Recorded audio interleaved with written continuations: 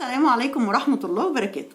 أهلا بكم وبكل المتابعين. لو أنتم أول مرة تشوفوني، أنا حسناء صادق، معلمة رياض أطفال وأخصائية تخاطب وتعديل سلوك. والناس اللي طبعا معايا وأصحابي ما تنسونيش في اللايك، والناس الجديدة يا ريت تشترك في القناة. أمي جميلة جدا سألتني سؤال حلو. قالت لي أنا في الغربة ومسافرة بعيد عن أهلي وبعيد عن قرايبي وأصحابي وكده، وعايزة اشتغل مع ابني عنده 2 سنين، يا ترى اعمل معاه ايه؟ طبعا الام دي جميلة، هي خايفة على ابنها، عايزة ما تأثرش معاه، تحسش انها قصرت معاه، لان هم لوحدهم، الحضانات مش متاحة قوي زي ما تكون في مصر بلدها او في اي بلدها بتبقى الدنيا ألطف شوية في الموضوع ده. هي مش عارفة توديه حضانات، فطبعا الافضل ايه؟ ان هي اللي تشتغل معاه، وطبعا دي حاجة جميلة جدا. بس هي محتارة، سن 2 سنين ده اعمل معاه ايه الانشطة اللي تنفعه؟ جميل جدا ان احنا نهتم باولادنا من وهم صغيرين. اهتمنا بيهم واهتمنا بكل المجالات عندهم، ونمينا كل المجالات عندهم وكل النواحي عندهم، هيطلعوا اسوياء جدا ومش هيعانوا من اي مشاكل بعد كده. لما نشتغل في الاكاديمي مش هيعانوا من صعوبة التعلم، مش هيعانوا من التشتت والانتباه والحركة الكتيرة وهم بيذاكروا. ليه؟ لان انا اشتغلت صح، نميت المهارات بتاعة ابني صح من هو صغير. الملحوظ دلوقتي والايام دي كتير جدا وبيحصل ان الام بعد ما بتخلف ابنها، بعد فترة الرضاعة ما بتخلص أو قبلها، بيبدأ الطفل يتساب قدام الشاشات ويتساب قدام الموبايل، لأن ده الوسيلة اللي بتخليه ساكت وبتخلي الأم تخلص أشغالها وتخلص اللي وراها، وبتبقى مرتاحة يعني من الزن بتاعه. ودي كارثة بتحصل، وهي دي اللي بتسبب المشاكل اللي احنا بنقابلها دلوقتي. يمكن بدأت الأمهات يبقى فيه وعي شوية لما بدأوا يشوفوا الحالات اللي بتظهر حواليهم، حالات تشتت الانتباه، حالات فرط الحركة، حالات التوحد، ربنا يعافي أولادكم كلكم يا رب، حالات الحرمان البيئي. ما هو التوحد مش لازم توحد المرضي اللي هو القاسي ده، لا، في كمان حرمان بيئي أعراضه متشابهة جدا جدا للتوحد، وبيبقى صعب علاجه بعد كده. فطبعا ابنك تم 1.5 سنة، اوعي تسيبيه ولا تسيبيه قاعد لوحده قدام شاشة ولا قدام موبايل ولا قدام اي حاجة لوحده. ابنك معاكي، مسؤوليتك انت، الكلام الانشطة اللي انت بتعمليها معاه مستمرة على طول. ندخل في موضوعنا على طول. بحب انصحكم بس والله في الاول، ما تقولوش بقى انا بتكلم كتير وبضيع وقت، انا والله بحب انصح ويعني واوضح اهمية الموضوع ايه. المهم، طفل عنده 2 سنين، اشتغل معاه ايه؟ اعمل معاه ايه؟ هل اسيبه طول النهار عمال يلعب في البيت كده وخلاص؟ هل اسيبه قدام التلفزيون؟ هل اسيبه قدامه شويه مكعبات وخلاص؟ لا طبعا. احنا هنعمل ايه؟ المفروض الطفل من 2 ل3 سنين يكون عارف الحاجات اللي انا هقولها لكم دي، تشتغلوا عليها من 2 ل3 سنين، يكون الحاجات دي خلصان. اول حاجه، المفروض الطفل ده بيركب مكعبات من بدايه 3 قطع، يعني يركب اللي هو البازل من اول 3 قطع يركب. انت هاتيله بقى البازل اللي هو بيتشال ويتحط ده، يا ريتني جبت اوريه لكم. بتشيل وبيحط من اول 3 قطع فيما فوق، وتزودي كل مره. يعني هتجيبي له بازل مثلا فواكه، في تفاحه وفي برتقانه وفي موزه مثلا، وهو بيشيل وبيركب البازل ده. المكعبات بيبدا يرص مكعبات عمود طويل من اول 5 قطع فيما فوق. بعد كده تبداي انت تساعديه ان هو يعمل اشكال او ينتج شكل هو يتخيله. عملنا عماره، عملنا عربيه، عملنا دبابه، عملنا طياره، وتقعدي تكلميه وتقول وتفهميه انك ازاي تحطي الحاجه دي. تاني حاجه ايه؟ يسمي صور. يعني انت هاتيله اي صور عندك، اي صور وهو يسميها. يعني يسميها، يعني يقول ايه دي، يعني يقول ايه الصوره دي، غير الطبيعه، لان دي بتفرق جدا جدا.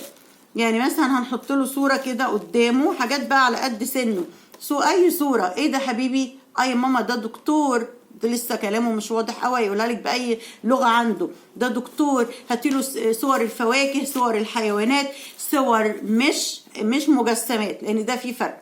في ولاد يعرفوا المجسم، في ولاد يعرفوا الحاجه في الطبيعه، لكن يجوا في الصوره وما يعرفوش الحاجه.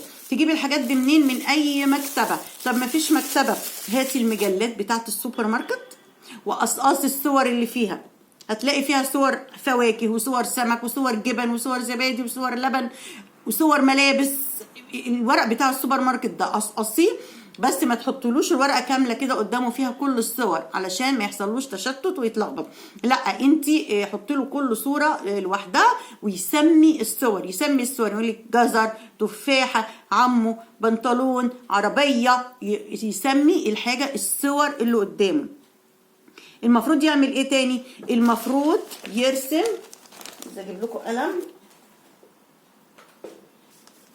المفروض الطفل في السن ده طبعا مش بيكتب، والتلوين يعني ممكن يشخبط شويه، لكن المفروض في السن ده هقول لكم الطفل يعمل ايه بالظبط.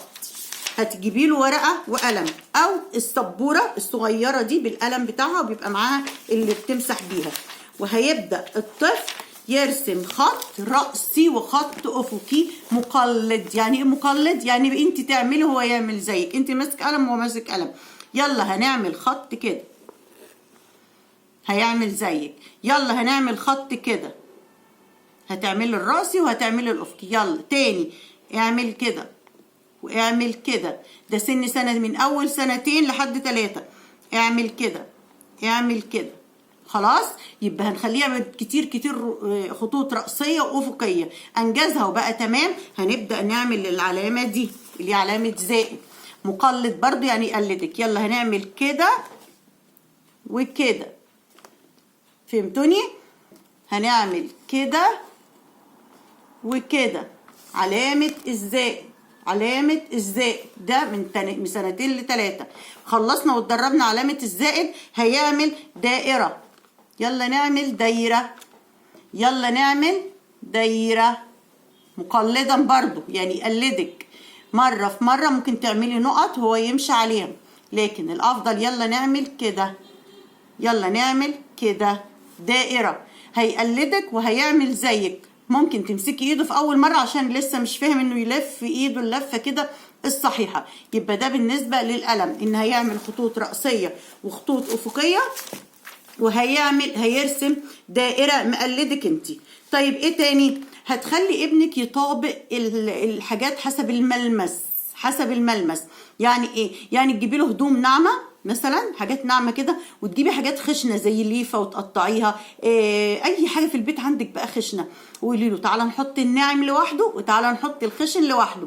خدوا بالكم المصطلحات اللي جايه واللي انا هقوله اللي جاي ده كله بيفيد جدا في الرياضيات بعد كده، عشان ما تلاقيش صعوبات تعلم في الرياضيات مع ابنك. كتير قوي بيشتكوا وبيقولوا انا ابني مش يعني حلو شاطر في الرياضه وشاطر في الانجليزي، لكن في الرياضيات واقع خالص في الرياضيات، مش فاهمه، مش عارف يفهم الرياضيات. الموضوع صعب عليه جدا. ليه؟ لانه ما اخدش المصطلحات اللي انا هقول لك عليها دي دلوقتي من وهو صغير، مش ما فهمش المصطلحات دي من وهو صغير. طيب هنعمل ايه؟ قلنا ان احنا هنصنف الناعم لوحده والخشن لوحده، يبقى فهم يعني ايه ناعم وفهم يعني ايه خشن.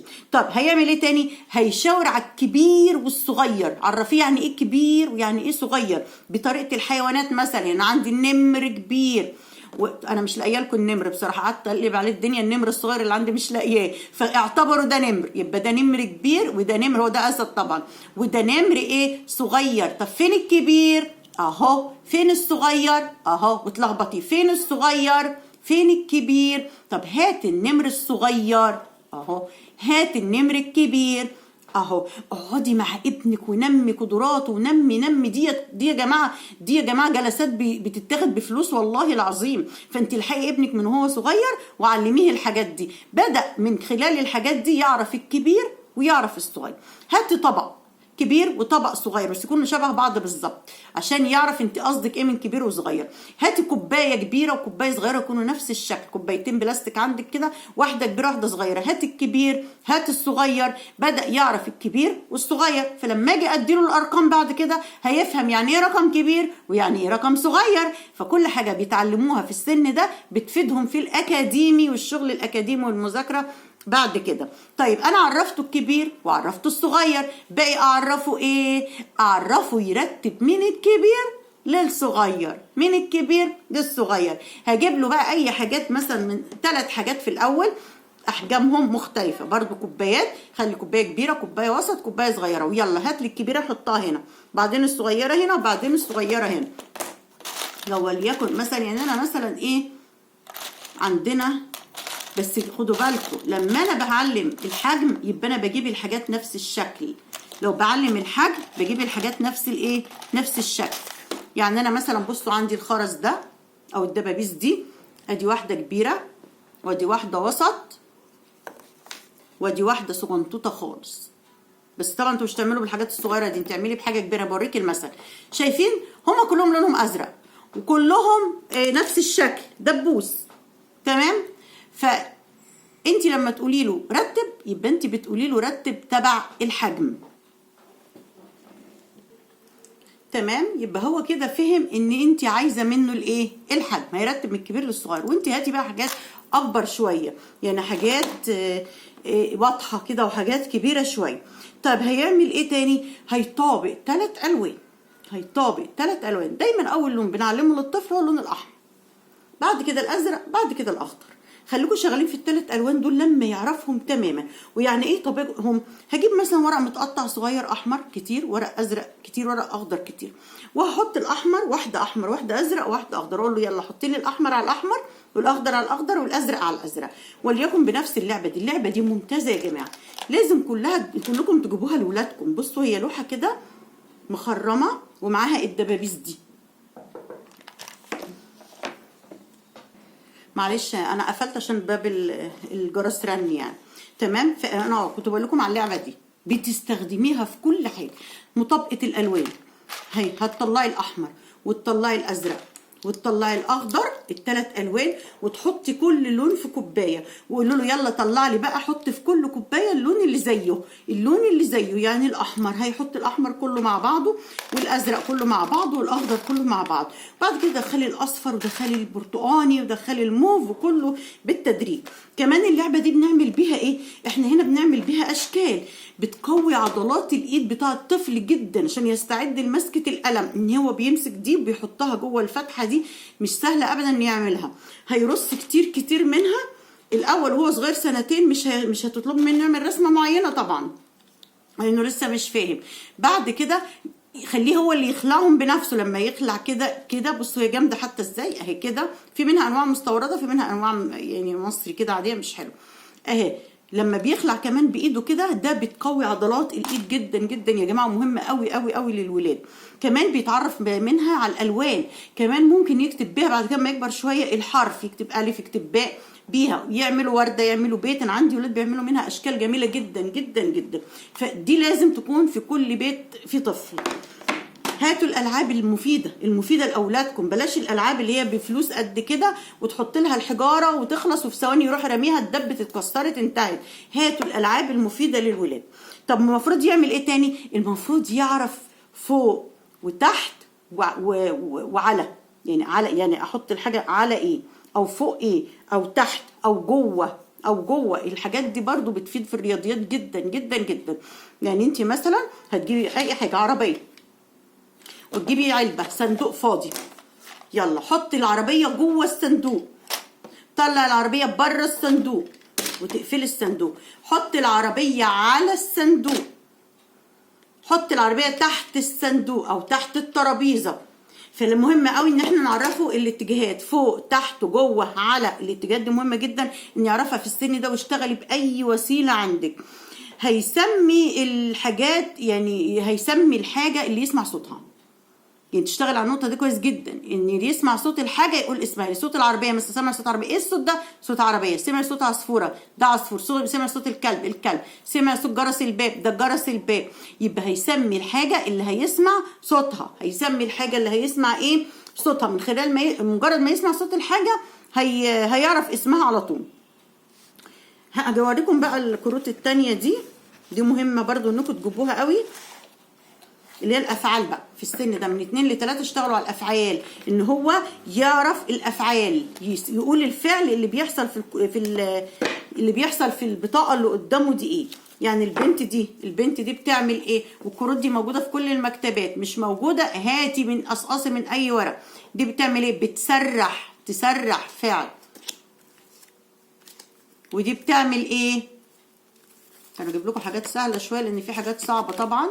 شايفين الولد ده بيحبي، ودي بتلعب على الكمبيوتر، والولد ده بيدعي، والولد ده بيسلم، الفعل يقول لك الفعل. والولد ده بيلعب، والبنت دي بترمي، والبنت دي بتكتب، والولد ده بيقص، والولد ده بيلبس، والبنت دي تغسل أسنانها، والبنت دي بتفتح الباب، والبنت دي بتعيط، وهكذا. كروت. وشفتوا أفعال قد إيه؟ أفعال كتيرة جدا جدا جدا. تمام. دي يا جماعة عشان أقول لكم على اسمها اللي حابب يسأل، دي حاجة تبع أخصائي اسمه محمد خورشيد، اسألوا على بطاقات محمد خورشيد هتلاقوها. هي كويسة جدا بصراحة، وألوان زاهية وصور واضحة وكده. فانتوا هي اللي هي دي. في حاجة كمان اسمها الكلام الذكي. الكلام الذكي ده برضو عامل كروت حلوة جدا جدا جدا بتفيد الأطفال. فانتوا هاتوا الكلام الذكي أو هاتوا مجموعة محمد خورشيد، الحاجات دي اسألوا كده عليها وانتوا هتلاقوها في كل مكان. يبقى هتشتغلي مع ابنك على ايه يا ماما يا جميلة؟ هتشتغلي مع الأفعال. الأفعال من خلال الصور. بعد الأفعال الأول بنقولها واحنا بنتعامل كده معاه، أنا بغسل، أنا بعمل، لكن بعد كده الأفعال من خلال الصور دي المهمة جدا. بعد كده هنعرف ايه؟ بعد كده هنعرف الأشكال الهندسية، هنعرف المثلث وهنعرف الدائرة وهنعرف المربع، يعرف أسمائهم وأشكالهم. ويلا هات المثلث، هات الدائرة، هات المربع، ونطبقهم على بعض، يعملوا مثلث ومربع ودايرة، ومنهم كتير، ويحطوا المثلثات على بعض والدائرة على بعض والمربعات على بعض. تمام. وطبعا ما تنسوش الكلام مع الولاد دايما سن سنتين، يعني المفروض يقول جملة من كلمتين. سنتين يقول جملة من كلمتين، عايز اكل، عايز اشرب، العب كورة، اخرج، باي. يعني المفروض يقول حتى لو هم مش واضحين قوي، لكن يقول الجملة من كلمتين. اهتموا باولادكم عشان ما ترجعوش تندموا بعد كده. الامهات اللي هي متغربه يا ريت تسمع ده وتطبقه. كمان مش لازم تكوني متغربه، في امهات بتبقى موجوده في بلدها بس هو مثلا ابنها ده اول طفل في العيله، اول حفيد، ما عندوش عيال تانية يلعبوا معاه او اطفال تانية صغيرين يلعب معاهم. مثلا ما عندهاش اصحاب، اتجوزت بعيد شويه عن مامتها فمش بتعرف تروح لمامتها كتير، فالطفل دايما قاعد لوحده في البيت مش عارف يعمل ايه ولا عارفه تتعامل معاه ازاي. فانت بنفسك اللي هتبقي اصحابه، هتبقي قرايبك، وهتبقي اخواته اللي مش موجودين، وهتبقي انت كل حاجه. فانت كل حاجه بالنسبه لابنك علشان بعد كده ما تعانيش من المشاكل اللي كلنا بنسمع عنها مع الاطفال. اتمنى يا رب الفيديو يكون عجبكم. ما تنسونيش في لايك مش نتفرجوا بس، نعمل لايك عشان الفيديو ينتشر يا جماعه، ويا ريت شير كده لو قدرتم. ان شاء الله اقابلكم في فيديو جاي، واتمنى ان الفيديو يكون عجبكم. والسلام عليكم ورحمه الله وبركاته. باي باي.